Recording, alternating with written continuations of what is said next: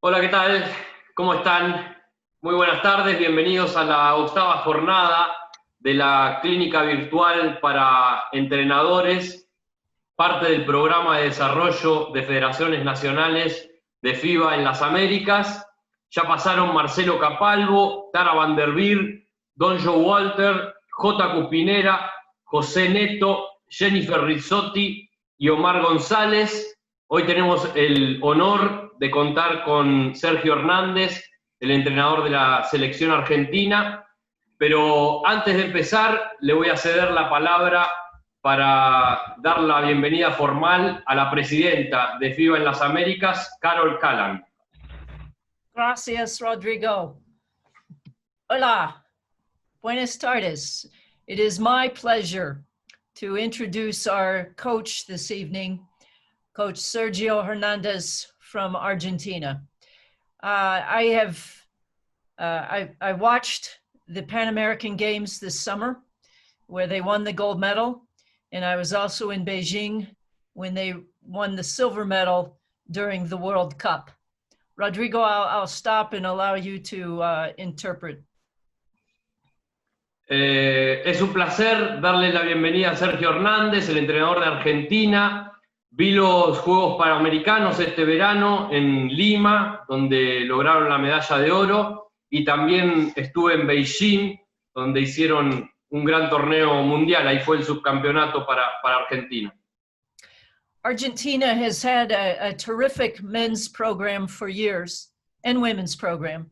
And it's easy to say, well, they've had great players, but it takes great coaches who have a relationship with those players that they can teach and transfer the knowledge and the tactics that they want to have.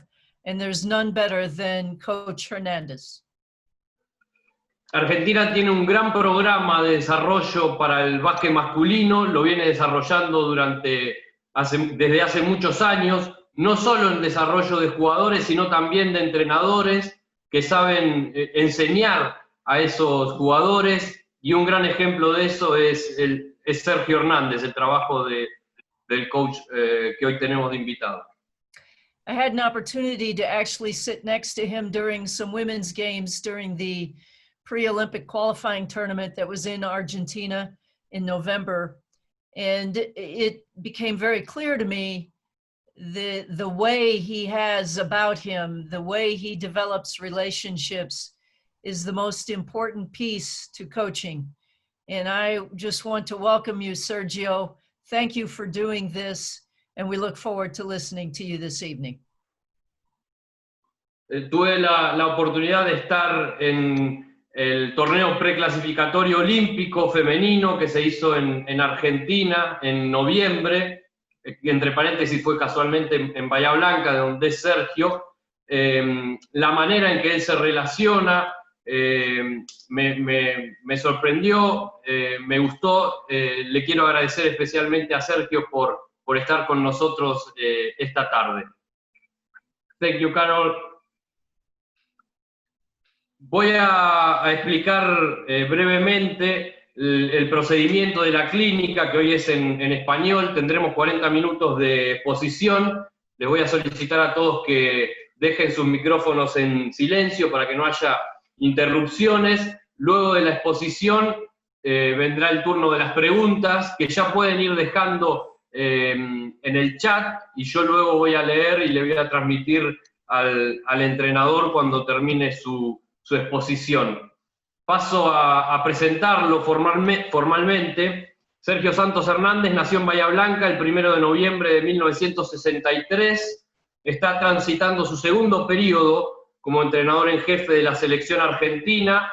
Dirigió 3 mundiales: Japón 2006, Turquía 2010 y recientemente en China 2019, donde fue subcampeón de la Copa del Mundo FIBA. También el año pasado logró la medalla de oro en los Juegos Panamericanos de Lima, en Perú. Como entrenador en jefe dirigió 2 Juegos Olímpicos, en Beijing 2008 con la medalla de bronce, también en Río 2016, y además integró el staff técnico en los Juegos Olímpicos de Londres 2012.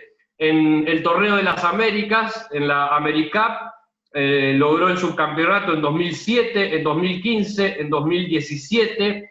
Además, en competencia de clubes, es el entrenador argentino más ganador de la historia. Ganó la Liga Nacional con Estudiantes de Olavarría en 2 oportunidades, también con Boca Juniors, y el tricampeonato con Peñarol de Mar del Plata. Además es campeón de Liga Sudamericana, de Liga de las Américas.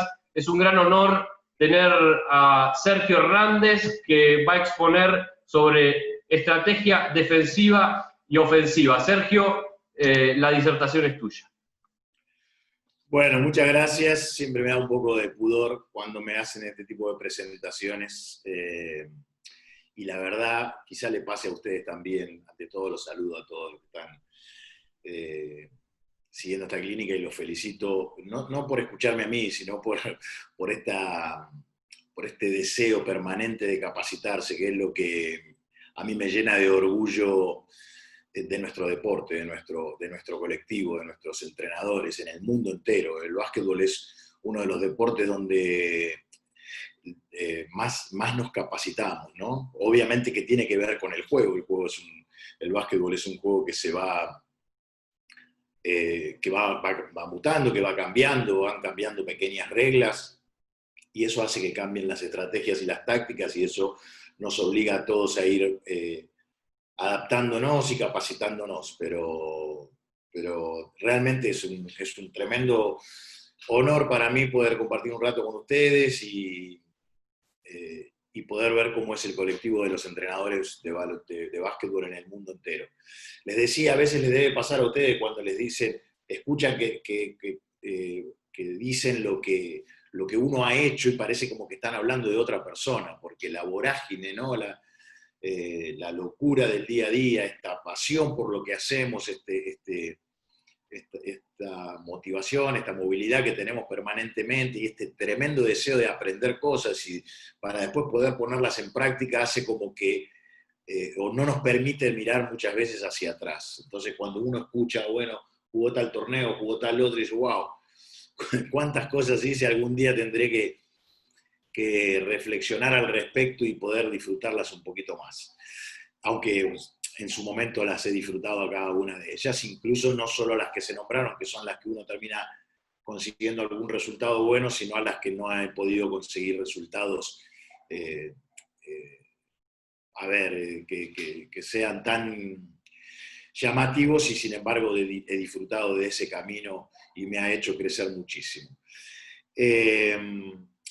Como verán, en esta clínica que gracias a Dios FIBA ha tenido una idea maravillosa de tener, y creo que hoy es la 8ª, si no me equivoco, pero en la que me corresponde a mí se habla de estrategia, ¿no? Estrategia defensiva y estrategia ofensiva. Yo voy a tratar de poner como ejemplo a la selección argentina en el último mundial, porque me gusta que cuando uno habla se pueda poner en contexto algo, y algo bien fresco como es el último mundial,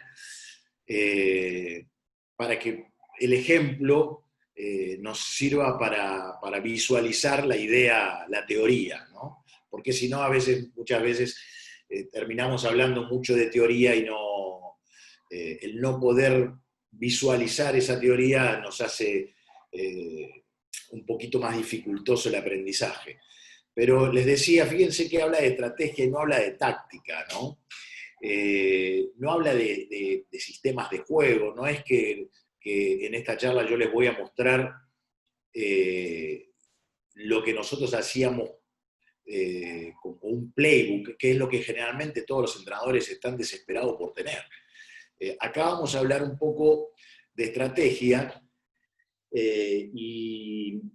y como en el deporte, como en muchos aspectos de la vida, se usa mucho el copiar y pegar, a veces se pierde la cultura, no se pierde, pero no se respeta. Y eso es una de las cosas que nosotros intentamos mantener ya de muchos años. A partir de esto, porque además a todos nos gusta ganar, y nosotros,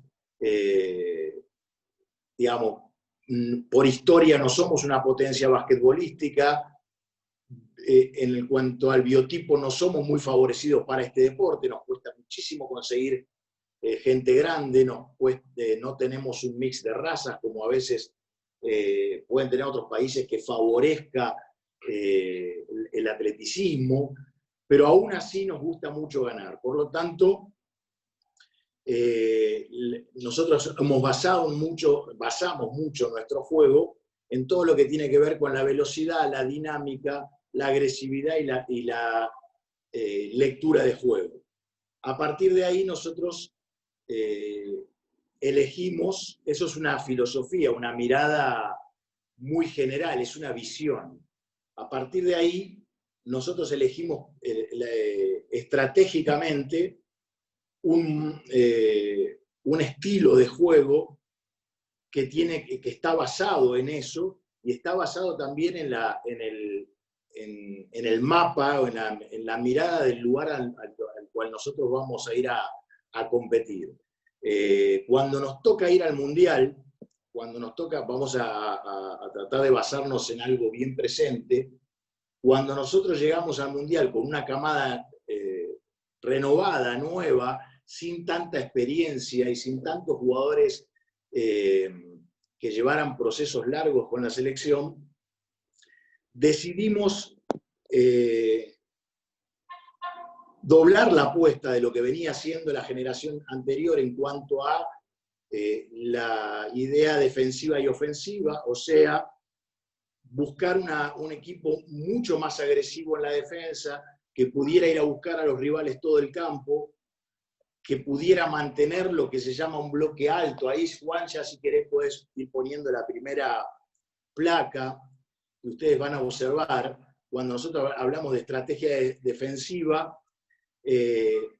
ahí lo ven, filosofía y plan de juego. La filosofía venía de la mano de lo que hemos venido haciendo en los últimos años, que tiene que ver con una idea de ser defensivamente más provocativos al rival que la idea de que nos anoten menos puntos, ¿sí? O sea, nuestra filosofía defensiva tenía mucho más que ver con hacerle cometer la mayor cantidad de errores posibles al rival por medio de nuestra presión defensiva, y cuando hablo de presión no hablo solo de estirar la defensa a todo el campo, sino hablo del hostigamiento defensivo, para que llevarlo al rival, decía, a sus planes B, C o los que pudiéramos llevarlo, sacarlo de su comodidad habitual, porque después lo queríamos unir con lo que van a ver,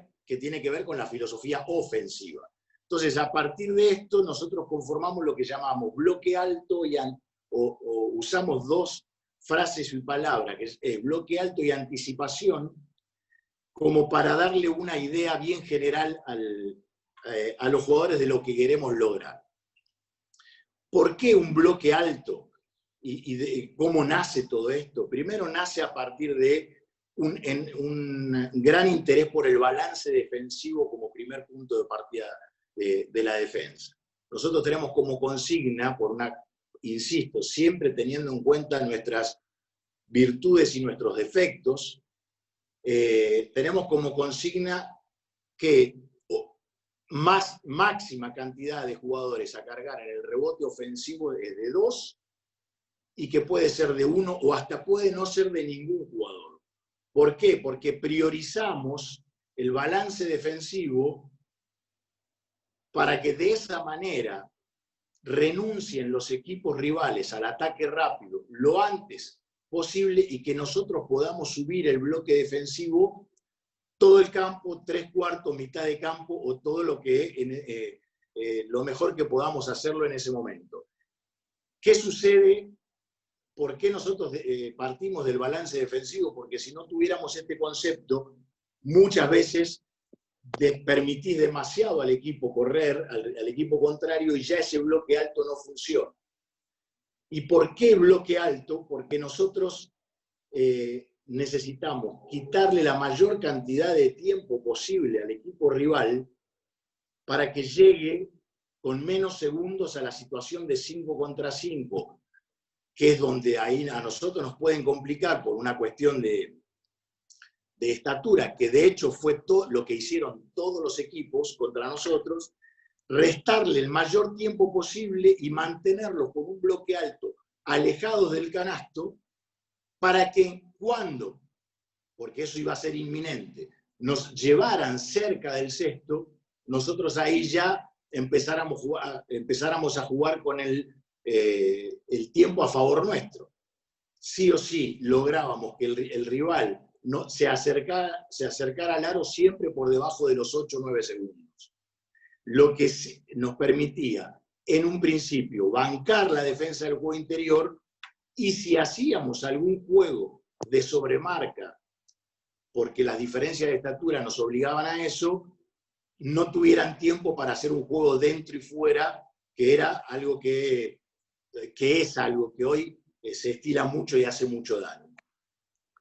Y la anticipación tenía que ver con todo lo que nosotros llamamos, o tenemos en cuenta en la construcción, con el bloque en línea de pase, y la línea de pase no como concepto de negar la recepción solamente, sino de que a partir de una posición y una postura adecuada, nosotros tuviéramos siempre anticipándonos al rival para cualquiera de las situaciones que eligieran tácticamente para hacernos daño. Eso nos llevó a lo que ustedes ven acá, a ser el cuarto mejor equipo defensivo. En el 97% de los casos, como ven ustedes, usamos hombre a hombre, usábamos algunas defensas zonales solo, casi exclusivamente las defensas presión, lo que nosotros llamábamos 21 y 22, ¿sí? Que la 21 era una defensa extendida de todo el campo, de zona 2-2-1, que se transformaba en hombre a hombre, porque su último número indicaba eso, y la 22, la misma defensa extendida todo el campo, 2-2-1, que terminaba en zona 2-1-2. El segundo mejor equipo versus rebote ofensivo, que esto era para nosotros clave, poder haber recibido solo 3,5 puntos por juego de rebote ofensivo para un equipo pequeño como el nuestro, tuvo mucho que ver todo este concepto, toda esta idea del bloque alto y la anticipación. Y el cuarto mejor equipo versus transición ofensiva, que tiene que ver con esto que hablábamos hoy, no subestimar, pero no enviciarnos con la posibilidad de la toma del rebote ofensivo, que a nosotros no nos iba a dar partidos, y sí ponernos muy enfáticos con el balance defensivo para evitar la carrera de los rivales. Y de esa manera darle pocos puntos fáciles. Esa es un poco la filosofía general del equipo, la estrategia general del equipo, que como ustedes saben, después hay que agregarle la táctica. Yo ya algo les di recién algunos ejemplos, como la defensa 21-22, pero ahí es donde, y si ustedes no lo tienen muy claro, porque a veces uno se confunde con esto de la estrategia y la táctica, a la estrategia que sería el qué vamos a hacer, uno le agrega la táctica, que es el cómo, o son las herramientas para llevar adelante esa estrategia. Vamos a poner como ejemplo el partido con Serbia, ¿sí? Y ahí tienen un plan del juego con lo más completo posible. Esto nosotros generalmente lo presentábamos en las charlas previas, lo presentábamos cuando empezábamos a preparar el partido, lo mandábamos a los dispositivos de los jugadores para que se nos pegue mucho. A nosotros el scouting nos gusta hacerlo a partir de reglas bien claras y no nos interesa tanto recordar cada señal y cada sistema de juego del rival, sino las fortalezas del rival y cómo minimizar esas fortalezas, los defectos del rival y cómo maximizar esos defectos. Pero estamos hablando de defensa y acá el análisis está hecho sobre Serbia. Nosotros veíamos que Serbia tuvo 96,4 puntos por juego, ¿sí? O sea, una barbaridad, uno de los equipos o el equipo con mayor potencial ofensivo del torneo. de alguna manera, nosotros acá elaboramos, mostramos la parte defensiva, pero también tuvimos en cuenta para jugar con Serbia que nosotros íbamos a tener que buscar un partido de marcador alto si queríamos llevarnos el juego, a riesgo de que eso pudiera convertirse en una situación problema para nosotros. Pero la única manera de poder ganarle a Serbia era subiendo el marcador. Entonces, a partir de ahí armamos la estrategia del juego. Fíjense, lo de Serbia con transición 18 puntos, son algunos puntos que nosotros ponemos como remarcables para que el equipo sea consciente de esto. 18 puntos de transición, con su juego de pick and roll 16,1 puntos, que es muchísimo, ¿sí? Poste bajo 15,3, el equipo que mejor jugaba juego interior de todo el mundial. Puntos con contestación de defensa 0,90 por posesión, no contestado 1,48, que es muchísimo, y ellos conseguían muchos no contestados porque obligaban a los equipos a hacer ayudas exageradas por su gran juego de pick and roll y su gran juego interior.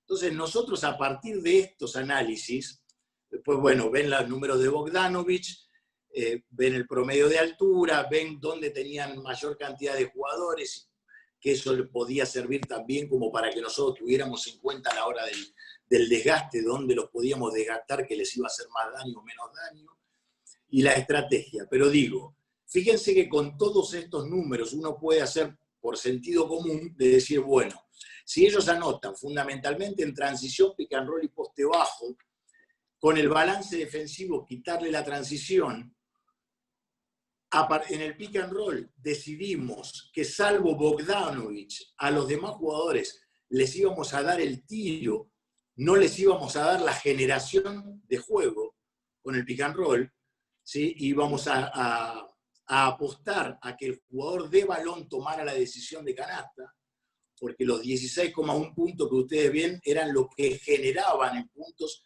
desde el pick and roll. Ahí tienen un ejemplo de Bogdanovic, que ven que tiene 11 puntos definiendo él, y 3,4 puntos el equipo cuando él pasa el balón.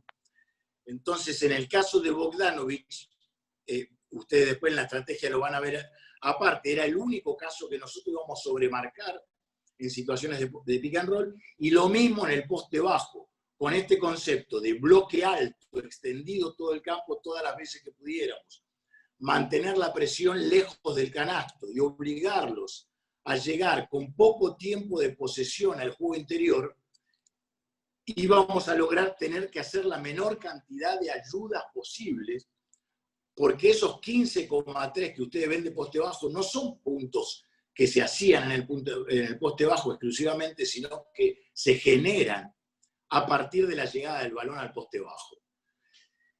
Esto lo unimos con los contestados no contestados. ¿Por qué ellos tienen un porcentaje tan alto y por qué subían a 96,4 puntos por juego? Porque ellos tenían muchos tiros no contestados por juego, por la tremenda atención que llevaban en el pick and roll y en el poste bajo.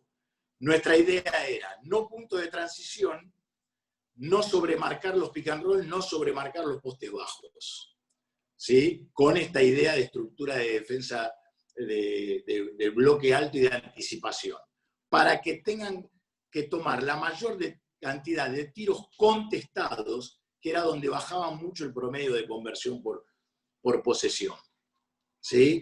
Y ahí vamos a la estrategia, que era aumentar el ritmo versus sus jugadores más lentos. Obviamente ellos tenían muchísimo, acuérdense de los jugadores de Jokic, de Markanovic, de Radulica, jugadores gigantes, pero bueno, obviamente que tenían como desventaja, o al menos nosotros teníamos que potenciarle la desventaja de su lentitud a la hora de jugar, mantener la presión sobre sus dos armadores, porque con la consigna de subestimar el juego de pick and roll y de alejarlos del juego de poste bajo, manteniendo la presión sobre los armadores, los pick and roll se jugaban, los obligábamos a jugar muy lejos del aro, por lo que nos favorecía el pasar por detrás de los bloqueos, y les quitábamos el ángulo de pase con la presión más la anticipación de línea de pase, les quitábamos los ángulos de pase para conectarse rápido con el juego interior. Evitar el juego de alto y bajo, que era donde obviamente ellos hacían mucho daño, y la mayoría de los equipos nosotros veíamos que lo que hacían para protegerse de los tremendos hombres buenos y grandes que ellos tenían en el bajo era meterles un bloque defensivo muy compacto en la pintura, pero lo que les permitía usar al alto para alimentar al bajo. Y si ustedes ven en cualquier situación de juego, cuando la bola va al poste alto, ya no hay ni lado fuerte ni lado débil. Entonces es muy difícil poder congestionar el juego interior o hacer ayudas del juego interior. ¿Qué hacíamos? Controlar el alto y bajo con el mismo concepto de anticipación. Todo jugador que cortaba o flasheaba al poste alto merecía una línea de pase para que no pudiera conectar con el juego interior, porque si no era imposible defender a las torres que ellos tenían. Nuestros grandes cerca del canasto para el rebote. ¿Por qué marcábamos ese punto? Porque también era un punto que tenía que ver con la defensa del pick and roll. Al no tener que sobremarcar el pick and roll, nunca alejábamos nuestros grandes.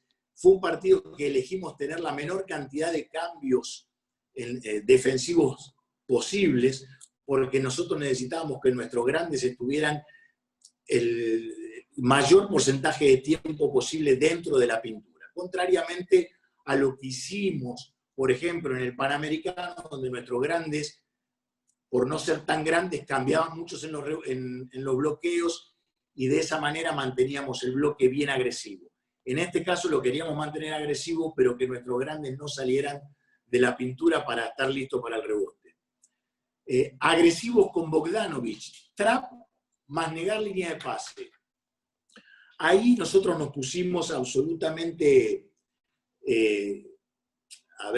fuimos lo suficientemente claros para entender que Bogdanovic era el único jugador que merecía sobremarca del rebote. O no que merecía, porque si no sería como subestimar al resto de los jugadores de Serbia. Pero Bogdanovic era la cabeza de la serpiente que nosotros habíamos detectado, ¿sí? Entonces, cuando Bogdanovic, las pocas veces que lo dejáramos recibir, tenía que recibir fuera de ángulo de tiro, con mucha presión, para que necesitara del pick and roll. Y cuando jugara pick and roll, jugarle 2 por 1, teniendo en cuenta esta lectura que nosotros teníamos, estadística, ni siquiera era de intuición, que él, cuando tenía la pelota en sus manos, 11 puntos del equipo salían si él definía, 3,4 puntos salían si él pasaba. Entonces decidimos que era el único jugador que merecía que nosotros generáramos una defensa extra. Cambios directos no múltiples. Las pocas veces que cambiábamos directo. ¿Por qué? Por algo que nosotros llamamos no front. El no front es que en el cambio, el hombre pequeño, cuando cambia y queda con el grande, pasa por detrás del grande en el cambio. Y como si fuera un push, no permite la caída del grande en el pick and roll y no permite la ida al rebote ofensivo del pick and roll.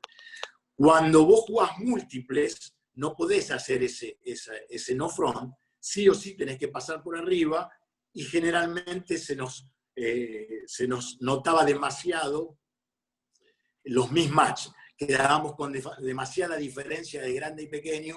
Por eso en este partido en particular, como muchos otros, es verdad, en este torneo, decidimos que los cambios no sean múltiples, sino que sean cambios directos, y de esa manera asumir que en algún momento podíamos perder ante una situación de mismatch. Anticipar, no reaccionar. ¿Qué quiere decir esto? Lo que nosotros llamamos ayudas tempranas. O sea, todo venía desde el bloque hacia el balón. Por eso era muy importante crear un lado fuerte, muy agresivo, tanto de presión al balón como de líneas de pase, para que el lado débil también sea bien agresivo y pudiéramos meternos dentro de la pintura y de esa manera ir reaccionando hacia el balón.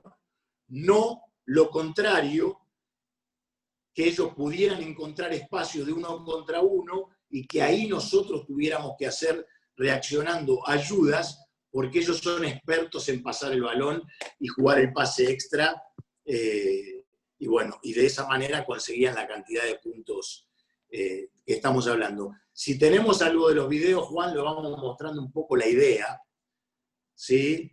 Para que vean esta idea de bloque alto, de anticipación de línea de pase, de alejarlos del canasto. Fíjense que nosotros permanentemente los vamos a buscar. Todo lo que podemos, hay una presión, una línea de pase, aún con un grande que no lastimaba, que era Radurica, lejos del canasto, no nos importaba. Permanentemente estamos cortando la línea de pase y manteniendo el bloque lo más alto posible. Ahí, si nosotros hiciéramos una pausa, veríamos que el reloj ya está en una situación que nos empieza a favorecer a nosotros. Y es recién cuando llegan a la posibilidad de encontrar el juego interior, ¿sí? Si es esto, nosotros no trabajábamos el bloque alto, ellos podían encontrarlo 3 a 4 segundos antes, el partido este hubiese sido definitivamente de Serbia, porque nosotros no podíamos, no éramos capaces de soportar 1 contra 1 este tipo de situaciones. Pero al llevarlos ahí con poco tiempo de posesión, nos permitía que la desesperación del grande por que no se termine el tiempo de posesión generara situaciones como la que muestra Campazzo acá con un 2 por 1. Bueno, ahí van a tener otra vez el balance defensivo, ¿sí? Tratar de frenar el balón, mantenerlo lejos del canasto. Acá van a ver algunas rotaciones defensivas, ¿sí? Tratando de ser lo más dinámico posible, que fue otra de las cosas que nos dio muchísimo, mucho beneficio, ¿sí? ¿Por qué mostramos esto? Por el balance defensivo, ¿sí? Aún en una situación problema, nosotros logramos llevarlo al 5 contra 5. Stop ahí, Juan. Esto que no estaba previsto, o sea, no era una regla, nosotros no teníamos como regla en este partido ir a un 2 por 1, sí tenemos como regla general que ante una situación problema, si íbamos a ayudar, la ayuda fuera lo suficientemente agresiva para poner en problemas al hombre del trap, que saque el balón sucio y eso nos permita rotaciones defensivas un poco más accesibles. O sea, no ir a ayudar, sino ir a crear una situación problema a partir de nuestra agresividad defensiva. ¿Sí? Ahí nosotros tenemos un ejemplo de perseguir al hombre de la pantalla. El hombre de la pantalla muchas veces se conformaba solo con recibir, pero ese recibir hacía que reciba siempre fuera de ángulo de pase, de juego interior, ¿sí? O de pick and roll.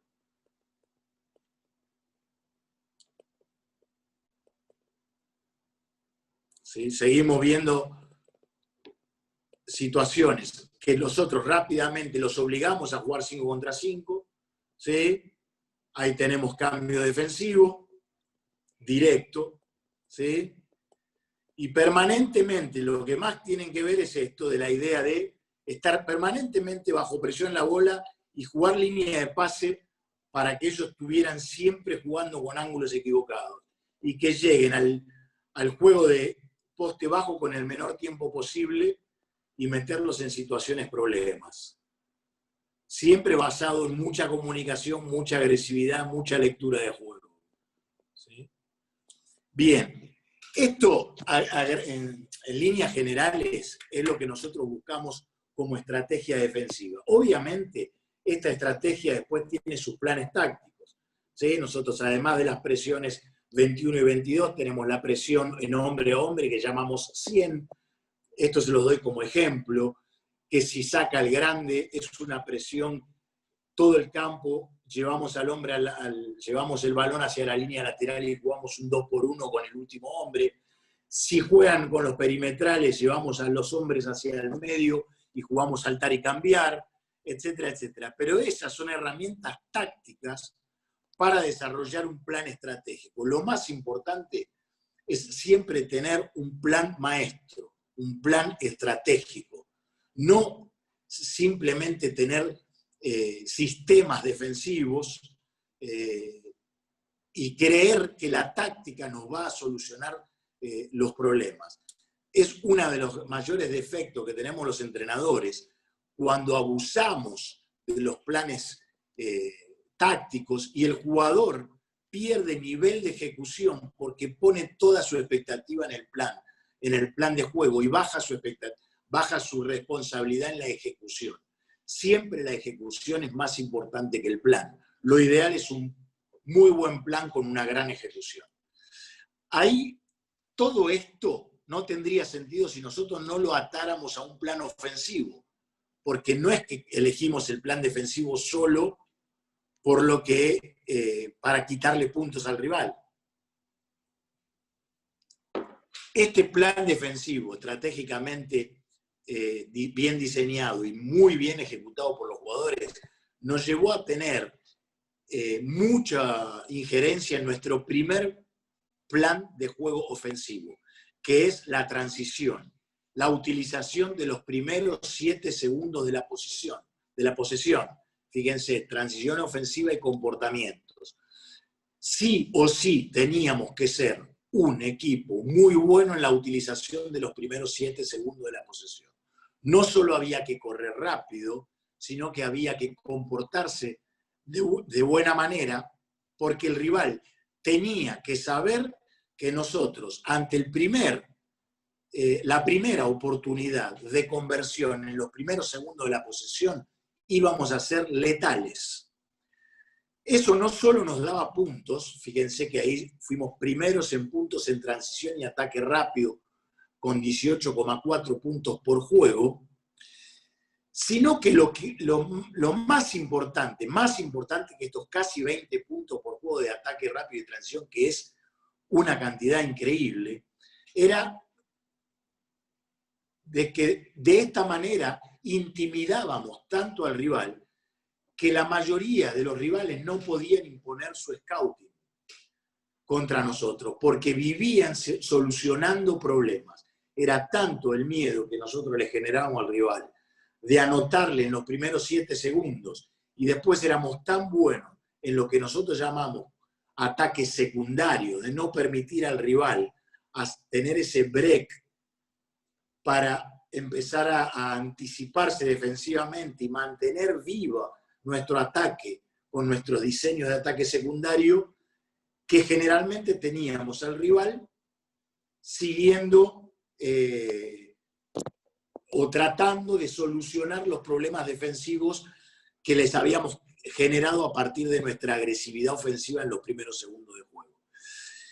Eso es lo que era estrategia, crearle una situación, problema, desde que nosotros nos hacíamos del balón, desde el primer momento, con cualquier situación que nos diera el juego. Podía ser una situación de costa a costa, tuvimos muchos jugadores especialistas en eso, podía ser trasladando la bola tradicionalmente con el base, podía ser con el base corriendo sin balón, pero siempre respetando las calles.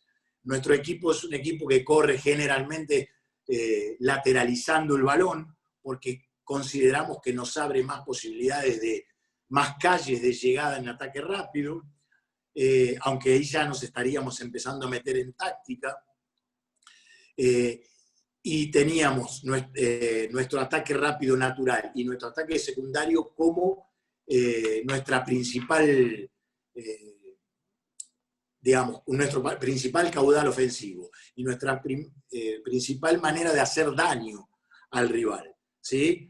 Eso nos llevó a ser el 6º mejor equipo ofensivo, a conseguir muchos tiros de 1 contra 0 a pie firme, eso es fundamental, pero lo hacíamos a través de esta situación de que no permitíamos al rival iniciar su scouting porque estaba permanentemente intentando solucionar problemas, y nos permitió disimular muchísimo nuestra falta de juego interior.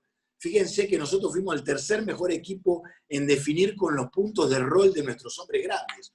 O sea, a pesar de no tener un juego interior muy poderoso, quizá uno de los menos poderosos del torneo, en primera instancia.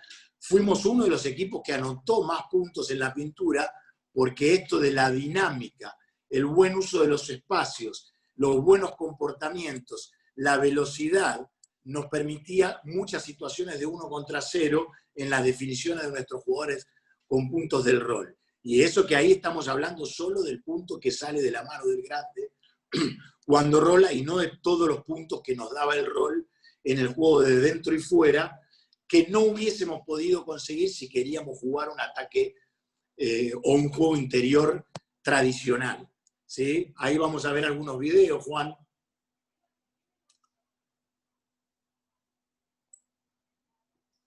Que tienen que ver con esto que hablábamos, de los ataques rápidos. Ahí tienen empujando al jugador directamente la bola.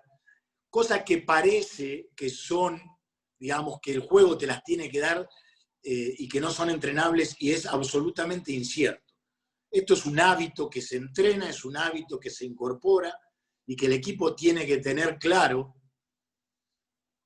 ¿sí? Que la primera instancia siempre es castigar al rival, no solo castigarle el error, sino incluso a veces hasta castigarle el acierto, cuando el rival convierte, intimidarlo a través de nuestro ataque rápido. ¿Sí? Encontrar buenos tiros, ¿sí?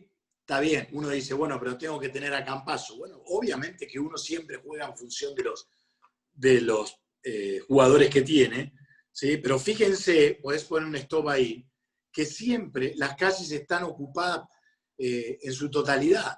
Nosotros teníamos lateralizado el balón, el tráiler, el hombre grande que entra, se lleva la congestión, y eso encuentra el tiro de Vildosa, que también podría haber sido un tiro de la esquina del tirador que está abierto, ¿sí? Gracias a que el buen uso de las calles, los buenos comportamientos, generan esta situación problema para la defensa, lo obligan a tener que solucionar un problema. Si no, ya tenés una bandeja del grande, y a partir de ahí encontrar los tiradores que, si no hubiesen estado táctica o estratégicamente bien ubicado, tampoco hubiésemos conseguido, por más que tengamos esta intención de pasarnos bien el balón. ¿Sí? Ahí sigue, no hay rotación defensiva, recupera el mismo hombre, por lo tanto hay tiro. Si hubiese habido una rotación defensiva, era un pase extra a la esquina y una definición. Pero todo en base a nuestra velocidad y a nuestra intimidación de ataque rápido. Castigar las reglas defensivas, ¿sí? Permanentemente estar leyendo de qué manera nos defienden y de esa manera castigar lo que se juega. Era una de nuestras grandes virtudes. Esto vieron que a ustedes les debe pasar cuando todo el mundo habla de juego por conceptos, y parece como que jugar por conceptos o jugar con sistemas son cosas diferentes, y todo tiene que ver con todo.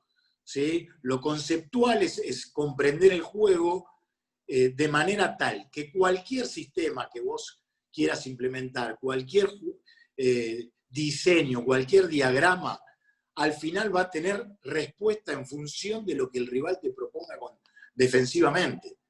Una misma situación puede requerir muchos comportamientos colectivos diferentes en función de la diferente regla defensiva que ellos te pongan. Y nosotros en eso tratamos de ser expertos, porque si no, era muy difícil para nosotros encontrar situaciones de ventaja 1 contra 1. ¿Sí? Ahí tienen una regla de defensa suelto, ¿sí? Con un pop al tiro de 3 puntos, generando rotaciones defensivas que castigamos con una sucesión de pases. ¿Sí? Bueno, ahí van a ver distintas maneras de castigar las reglas defensivas, ¿sí? Con sistemas simples y que todos los equipos pueden hacer, pero castigando con un concepto que tenemos claro nosotros, que es castigar las ayudas o castigar las rotaciones en el momento que éstas se están haciendo. No esperar a que la ayuda se consolide para recién sacarnos el balón de la mano. Castigar la ayuda cuando se está provocando la ayuda, cuando se está haciendo, o castigar la rotación cuando ésta se está haciendo, porque de esa manera siempre tenemos al rival a contrapié de nuestro juego ofensivo. ¿Sí? Ahí estamos, bueno, una buena ocupación de espacios, y de esta manera poder disimular siempre que nosotros, por ejemplo, teníamos mucha ventaja física en el juego interior, pero con buenos comportamientos, ahí ven, penetración por línea de fondo, barremos por dentro, definición de 1 contra 0, utilizando espacios que nosotros llamamos dunker, ¿sí? Utilizando las esquinas, ¿sí? Para poder generar esas situaciones o de tiro 1 contra 0 o de intimidarlas para que no existan las ayudas de poder jugar 1 contra 1. ¿Sí? Jugar muy bien el pick and roll, fíjense ahí, ¿sí? Dónde entra el balón a partir de la ayuda, y lo que nosotros llamamos dunker, que es esa posición, ¿sí?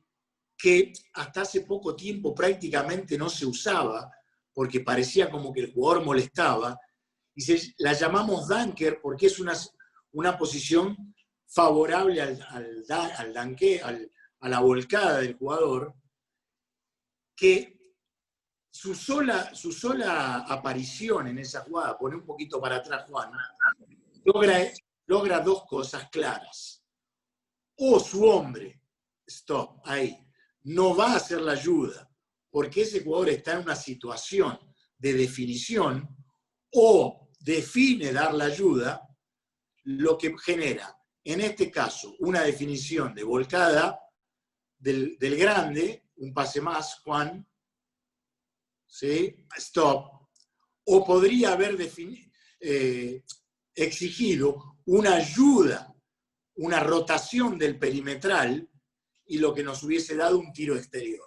¿Sí? No son situaciones casuales, son hábitos que tiene el equipo permanentes, de comportamientos permanentes para, insisto, poder de esta manera sumar puntos en una zona donde nosotros de manera que no sea 1 contra 0, casi que no teníamos opción en un mundial jugando contra las potencias europeas, sobre todo, que son las que nos sacan más diferencias.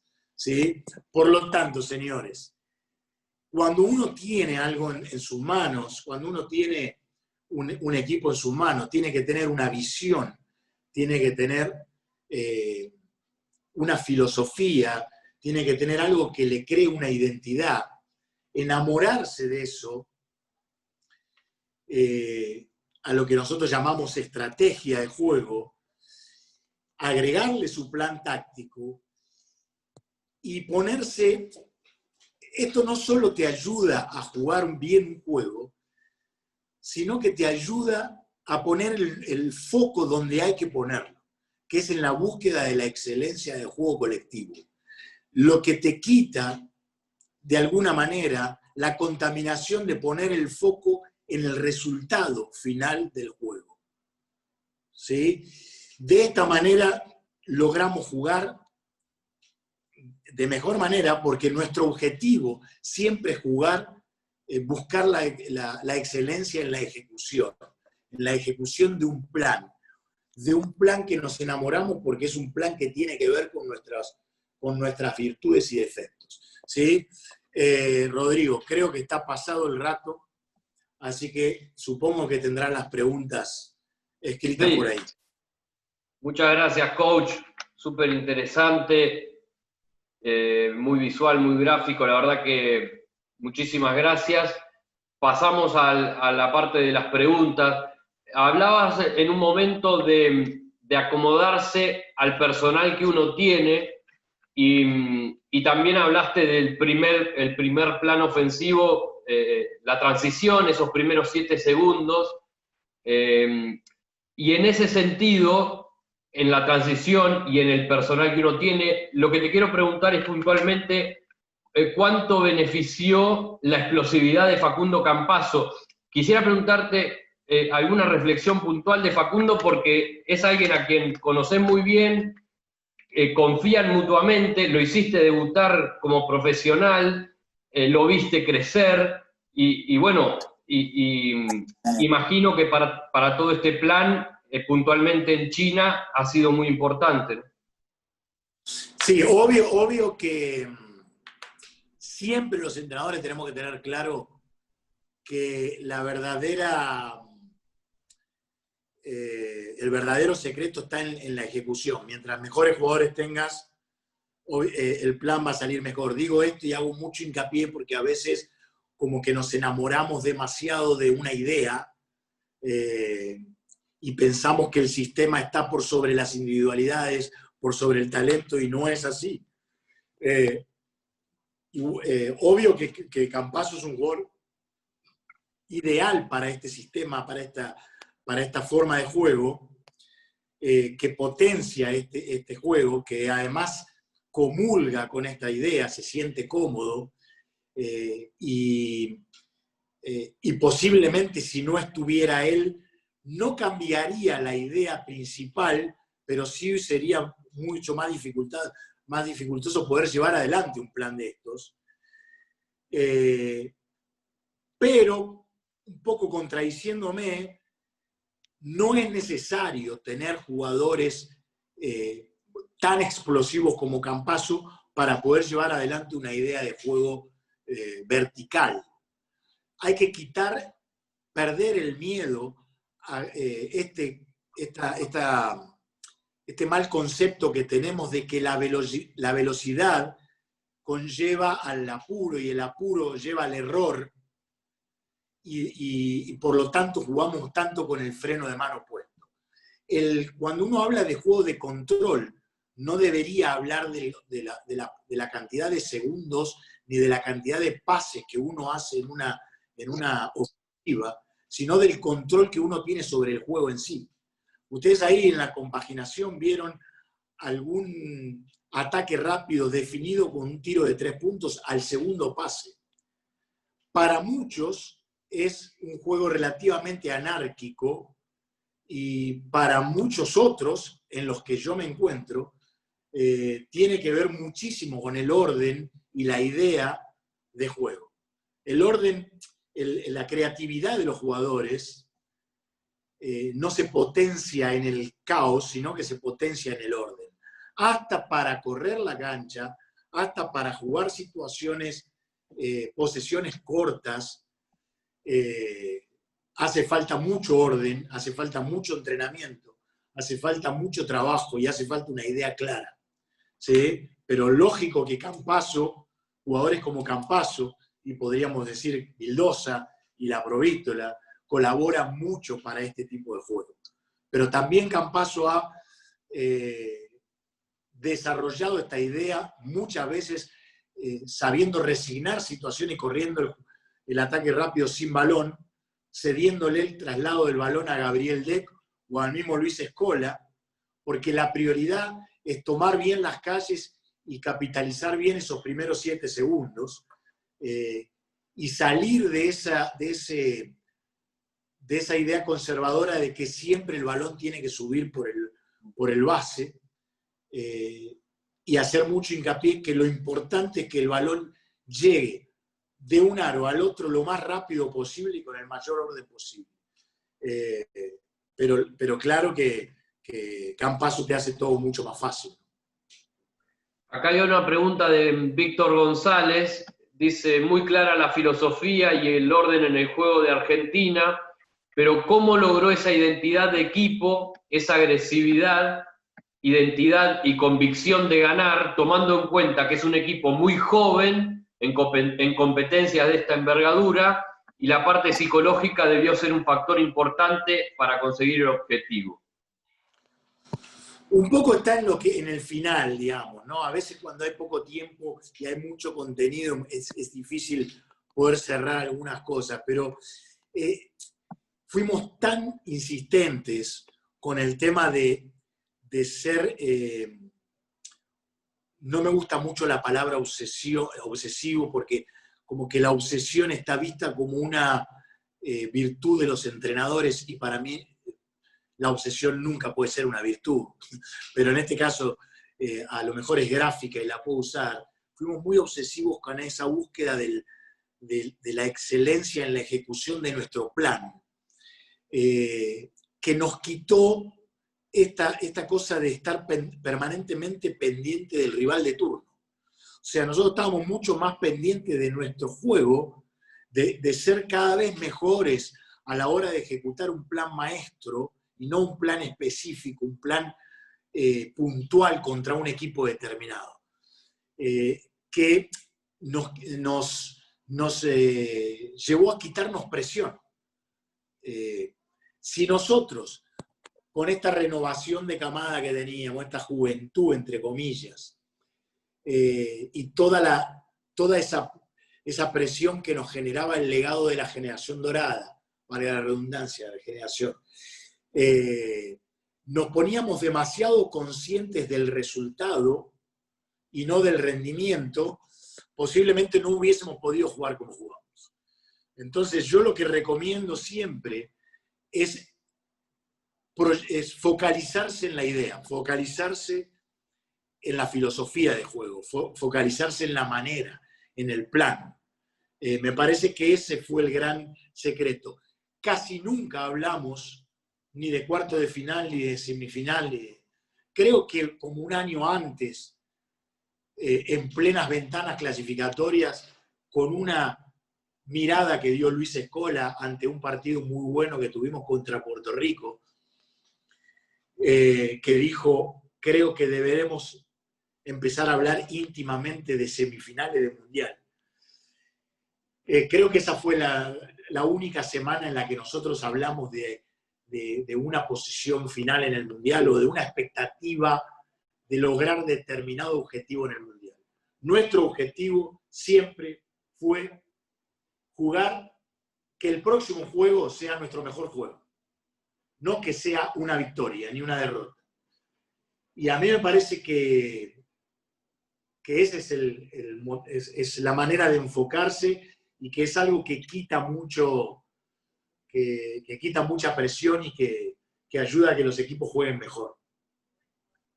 Acá hay una pregunta de Ricardo Pinzón que de alguna manera va en sintonía, un poco ya la respondiste, pero dice, con esta filosofía que llevabas al Mundial y con jugadores tan jóvenes, sin tanta experiencia, ¿no tenías alguna duda de que la rotación fuera corta y no poder mantener el ritmo tanto en defensa como en ataque? Las dudas van a viajar con nosotros todo el tiempo. O sea, siempre vamos a tener dudas. El tema es que a la hora, cuando llegue el momento de ejecutar, haya más certezas. O sea, focalizarse en la certeza, ¿no? Esto es como cuando vos querés disimular un defecto. ¿De qué manera lo haces? Potenciando una virtud. Entonces nosotros sabíamos las limitaciones que teníamos, sabíamos que teníamos una rotación corta, sobre todo en experiencia. Teníamos muchos jugadores, jugadores 10, 11, 12, 9, eran jugadores que no tienen más experiencia que la Liga Nacional Argentina. Vamos, no tienen experiencia a nivel internacional, pero que los que sí la tienen, o los que sí la teníamos, íbamos a hacerle de soporte a esos jugadores para poder disimularles a ellos esa carencia de experiencia, llevándolos a que ellos solo se preocuparan por ejecutar un plan. No tenían que preocuparse por su performance individual, ni preocuparse por que cuando ellos estuvieran en cancha el juego bajara o subiera. Jugadores como Luis Scola, como Campazzo, como la Provítola, Delía, los jugadores de más experiencia a nivel internacional, fueron tan buenos líderes en ese aspecto que hicieron que los jugadores que no tenían tanta experiencia y que tenían roles muy pequeños, e incluso pequeños no en cosas para hacer dentro del campo de juego, sino incluso en minutos de juego, lo hicieran con una tranquilidad tremenda. O sea, insisto, es casi volver a la respuesta anterior, ¿no? Que cuando entraba Galizzi o Figueroa o Cafaro, jugadores con muy poca experiencia internacional, estuvieran tan enfocados en un plan a ejecutar que hasta pudieran ser inconscientes de todo lo que se estaba jugando en ese momento, ¿no? A mí me parece un mensaje clave para nosotros entrenadores, que tanto miedo al fracaso tenemos muchas veces. Y el fracaso o el éxito va a estar en poder desarrollar una idea de juego o no poder desarrollar una idea de juego. No va a estar en ganar o perder. Esa es la mirada del otro, y con la mirada del otro hay pocas cosas para hacer. Nosotros tenemos que estar más preparados para tener nuestra propia mirada, tener claro qué es lo que queremos lograr. Y sobre todo lo que queremos lograr tiene que ver con nosotros mismos, no tiene que ver con el rival. Entonces, cuando Galizzi entraba, tenía claro que él tenía un objetivo que era no dejarle recibir el balón al jugador que él defendía, correr tremendamente rápido la cancha cuando nos hacíamos del balón, llegar primero, y que cuando jugara un pick and roll tenía que tocar y caer muy rápido. Él se enfocaba en eso. Y era tanta la convicción que él tenía de ejecutar ese rol, que no le permitía a él estar nervioso por una situación a la cual él incluso podía ser ajeno. Está claro, Sergio, que fue un éxito notable el de Argentina, y además es tan rápido lograr mantenerse en los primeros puestos con una nueva generación, como vos mencionabas, y además, como bien dijiste, ganamos la medalla de plata. Así todo, no quiero dejar pasar la pregunta que hace Carlos Gorosito, que dice que es una pregunta obligada y más dolorosa. ¿Qué fue lo que hizo bien España y mal Argentina para no lograr imponerse como en el resto del torneo, a pesar de conocer tanto al rival? Yo creo primero que España es el que más nos conocía de todos. En algún punto es el que más nos temía también. Muchas potencias europeas, al ver nuestra renovación de equipo, digamos, la salida de la mayor cantidad de jugadores de la generación anterior, la famosa generación dorada, pensaron que Argentina iba a tener iba a sufrir mucho más la inexperiencia en el Mundial. Y España, creo que por ser el país que más jugadores argentinos recibe y que más claro tiene el impacto que rápidamente tienen nuestros jugadores cada vez que van a España. Vamos a poner el caso de Gabriel Deck, que fue de San Lorenzo al Real Madrid y que a los 10 partidos ya era un jugador titular. O sea, el español tiene muy claro que los jugadores argentinos rápidamente se pueden adaptar a un medio internacional. Eso hizo que, y además, bueno, fue el último equipo que nos agarra. Y ese tremendo respeto que tuvo sobre nosotros fue el punto de partida para que España pudiera respetar muchísimo más un plan de juego. Para mí era el mejor personal del Mundial en España, por una cuestión de oficio, de años juntos, de ese mix NBA-Euroliga, ¿no? Esa experiencia de juventud con el mismo entrenador de muchos años. Y España lo que hizo fue anticiparse a lo que nosotros en lo que nosotros podíamos hacerle daño.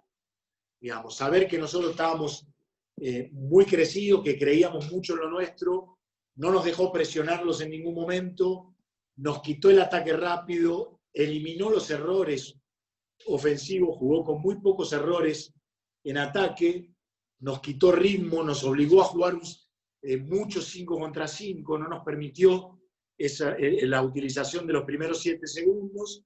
Con eso logró también desnaturalizarnos. Al desnaturalizarnos nos llevó a una situación de incomodidad que no habíamos tenido casi en todo el Mundial, y eso llevó a ellos a sentirse poderosos y sentirse que iban por el buen camino. Casi lo mismo que ellos hicieron con nosotros, que nosotros habíamos hecho con Francia y Serbia. Digamos, llevar el partido a una situación de dominio, de mostrarle al rival que el ritmo lo manejaba vos, ponerlo en una situación de tensión, de mucha duda. Bueno, lo mismo hizo España en la final. Y nosotros no tuvimos tiempo durante el juego de poder torcer esa situación. Hay mucha gente que mirando el partido nuevamente hace mucho hincapié en los tiros a pie firme que nosotros fallamos ese día, que normalmente no fallábamos en los demás partidos, y que si hubiésemos metido esa cantidad de tiros abiertos, la historia hubiese sido diferente. La realidad es que esos tiros nosotros los cerramos porque ya España estaba logrando que su plan diera resultado. Nos estaba haciendo jugar con falta de confianza. Y esos tiros, sí es verdad que no tenían defensa, muchos de ellos, pero sí tenían un efecto psicológico peligroso. Eran tiros que España nos estaba haciendo tirar. No eran tiros que encontráramos nosotros. Eran los tiros que España quería que tiráramos. Así que simplemente supieron adaptarse a nuestro juego, nos respetaron muchísimo y supieron llevar adelante un plan de juego que fue el ideal para un equipo como el Argentina. Coach, hay muchos mensajes de saludos, de felicitaciones, de agradecimiento por la charla. Voy a hacer las dos últimas preguntas. Carlomán Bejarano dice, ¿cómo manejar la táctica ofensiva y defensiva cuando en una situación de juego perdés a un jugador en el que recae un porcentaje alto? Recuerdo el juego con Canadá cuando se lesionó, cuando por lesión salió Scola. Pregunta.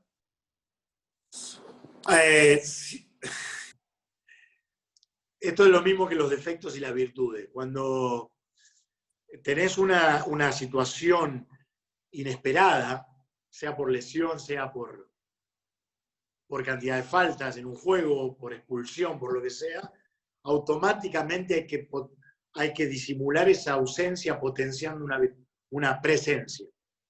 ¿Se acuerdan cuando hablábamos de disimular defectos potenciando virtudes? Acá hay que disimular ausencias potenciando presencias. Lo peor que uno puede hacer es querer o lamentar esa ausencia, ¿no? O querer que un jugador haga lo mismo que hacía ese jugador, que ya no tenés más. Hay que potenciar al resto de los jugadores y tratar de que el equipo se sienta poderoso aún ante esa ausencia. ¿Sí?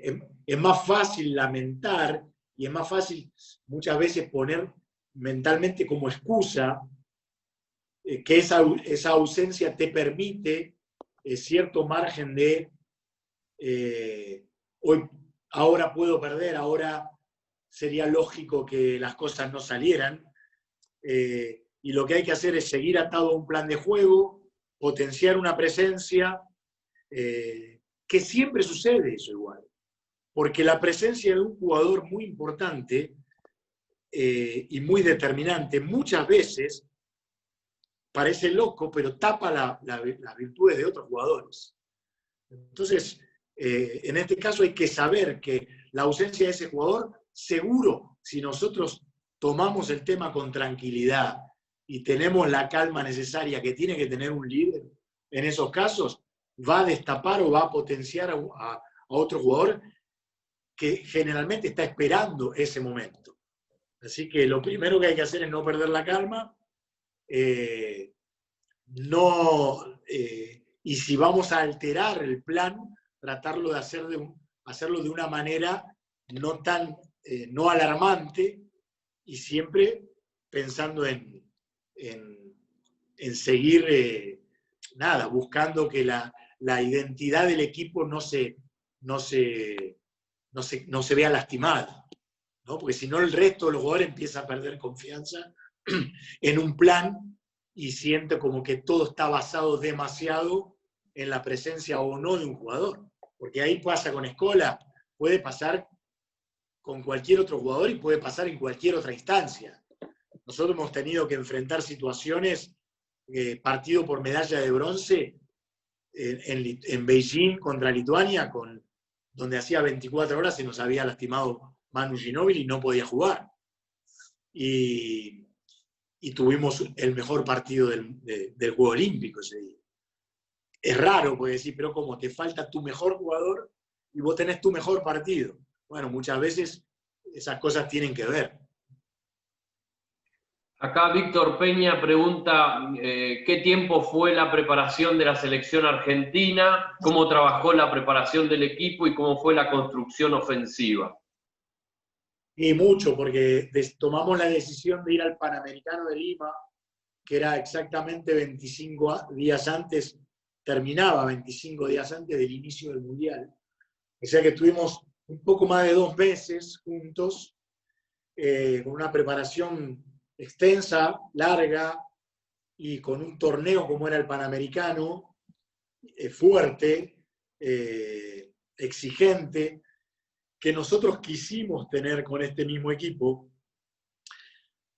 Les aclaro porque hay mucha gente que no conoce los últimos 15 años de la selección argentina. Ya hacía muchos años que Argentina no iba a 2 torneos seguidos con la misma plantilla. Estábamos siempre llevando equipos diferentes. ¿Por qué decidimos ir al Panamericano? Porque si nosotros íbamos con el mismo equipo del Mundial, no solo nos iba a servir de preparación de juego, sino nos iba a servir de preparación de personalidad. Porque yendo con el mismo plantel del Mundial, íbamos como candidatos a ganar el oro. Y eso nos iba a servir ver qué tan buenos éramos ante situaciones de presión, qué tan buenos éramos ante una situación, ante un torneo en el cual se nos pusiera como los máximos candidatos al oro. Y ese Panamericano nos ayudó muchísimo. De hecho, perdemos un partido dentro del Panamericano, que en el Mundial no lo perdemos para llegar a la final. O sea, nosotros llegamos a la final invictos y en el Panamericano perdemos un partido con México.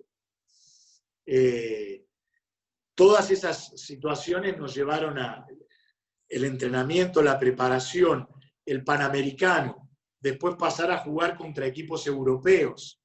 Nosotros jugamos contra Francia, contra Montenegro, contra España, contra Rusia, bueno, contra Brasil, todo previo al Mundial, después del Panamericano. Y todo lo que hicimos ofensivamente, el equipo lo viene haciendo desde el 2015, que esta camada nace en Toronto 2015, que tiene que ver con nuestro ataque rápido, nuestros ataques secundarios y todo lo que tiene que ver con nuestros sistemas ofensivos basados en dinámica, verticalidad y el aprovechamiento del uso de los espacios, el juego sin balón, que nosotros venimos creando desde hace muchísimos años.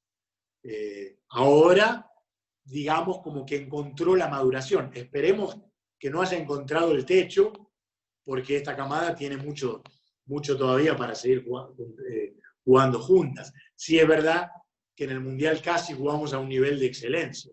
Esperemos poder conservarlo, ¿no? Coach, muchísimas gracias. La verdad que ha sido una exposición súper interesante, así que en nombre de FIBA Américas, de todo el equipo y de todos los participantes, que hay muchísimos saludos y mensajes, quedan algunas preguntas sin contestar, pero agradecerte por esta clínica. No, al contrario, gracias a ustedes. Felicito a FIBA América por esta iniciativa, felicito a los entrenadores por elegir capacitarse. Vuelvo a decir lo mismo que dije, porque seguramente se ha unido más gente. Nada me genera más orgullo que el colectivo de los entrenadores del mundo, de nuestro deporte. El nivel nivel intelectual, el nivel de deseo de capacitación es altísimo y seguramente tiene mucho que ver con el nivel de crecimiento que ha tenido el básquetbol en los últimos años en el mundo entero. Así que un beso a todos, sigamos por este camino, sigamos capacitándonos, vayamos sin miedo, siempre tengamos como objetivo que nuestro equipo crezca lo que más pueda y no que nuestro equipo consiga una posición en la tabla que al final es muy relativa, ¿no? El éxito está en uno mismo, no está en ganarle al otro, y aunque parezca una frase del libro de autoayuda, es la única realidad, ¿sí? Obvio que a todos nos gusta ganar, pero si tenemos esa mentalidad de buscar la excelencia permanentemente, vamos a poder hacer algo que está en nuestras manos y que nos va a acercar a ese triunfo que queremos tener el día de mañana. Así que muchísimas gracias a Juan, que está ahí detrás de escena con sus imágenes, gracias Rodri, gracias a todos. Y bueno, y acá siempre me tienen para colaborar en lo que sea. Abrazo muy grande a todos. Muchas gracias, Sergio. Gracias a todos por participar. En nombre de FIBA en las Américas, la semana que viene nos volvemos a encontrar con la clínica de Brian Gates a la misma hora, a las 6 horas de Miami, con el Virtual Coaches Clinic Series. Carol, la despedida de Last Words. No, just thank you, everyone. Muchas gracias. And Sergio, thank you very much for your words tonight. Gracias. Thank you. Muchas gracias a todos. Será hasta la semana que viene.